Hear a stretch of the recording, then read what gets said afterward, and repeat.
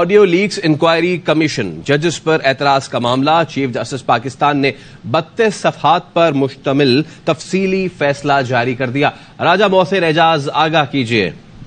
دیکھیے، supreme court of Pakistan کی طرف سے اس معاملے پر تفصیلی فیصلہ جاری کیا گیا ہے جو 32 صفحات پر مشتمل ہے، جسے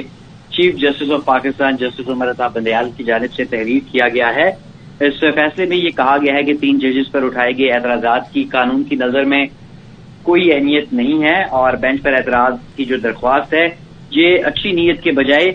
بینچ کے رکن کو ہراساں کرنے کے لیے دائر کی گئی۔ اور اس کے ساتھ ساتھ اس فیصلے میں یہ بھی کہا گیا کہ عدالت نے یہ بھی نوٹ کیا کہ وفاقی حکومت نے مختلف ہتھ کنڈے استعمال کر کے تاخیر کی اور مختلف چالوں اور حربوں سے عدالتی فیصلوں میں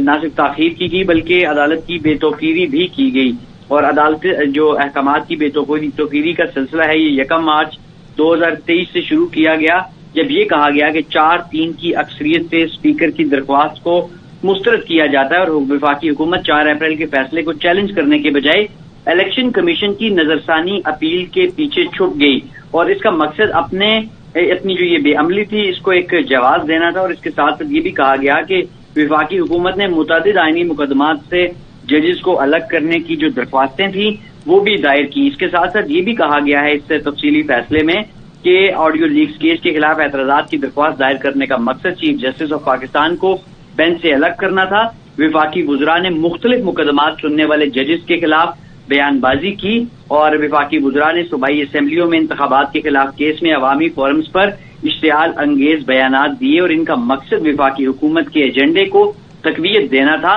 تاہم سپریم کورٹ نے وفاقی حکومت کے ان مقدمات جو تمام عمل تھا اس کو انتہائی تحمل اور صبر سے برداشت کیا ہے۔ اس کے ساتھ ساتھ یہ بھی کہا گیا ہے کہ کسی عدالتی فیصلے پر حتمی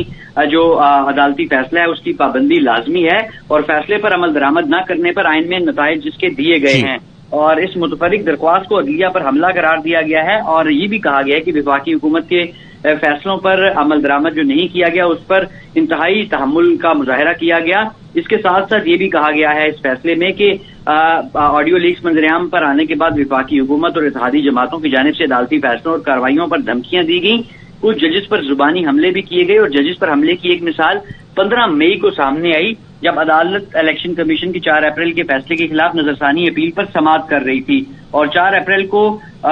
اس فیصلے میں 14 مئی کو انتخابات کرانے کا حکم دیا گیا تھا۔ 15 مئی کو حکومت کی اتحادی جماعتوں نے سپریم کورٹ کے باہر جارحانہ مظاہرہ کیا گیا اور اس مظاہرے میں چیف جسٹس آف پاکستان کو سنگین نوعیت کی دھمکیاں دی گئیں اور چیف جسٹس کو دھمکیاں دینے کا مقصد عدلیہ پر دباؤ ڈالنا تھا۔ افسوسناک بات یہ ہے کہ ریڈ زون علاقے پر احتجاج پر پابندی تھی، وفاقی حکومت نے جلسے کے انعقاد کے لیے سہولت فراہم کی اور حکومتی مشینری نے مظاہرین کو ریڈ زون میں داخل ہونے کے لیے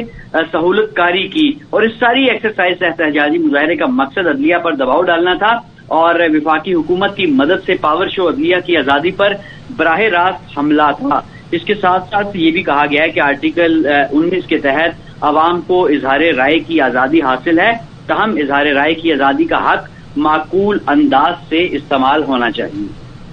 راجہ محسن اعجاز اپڈیٹ کر رہے تھے، آپ کا بہت شکریہ۔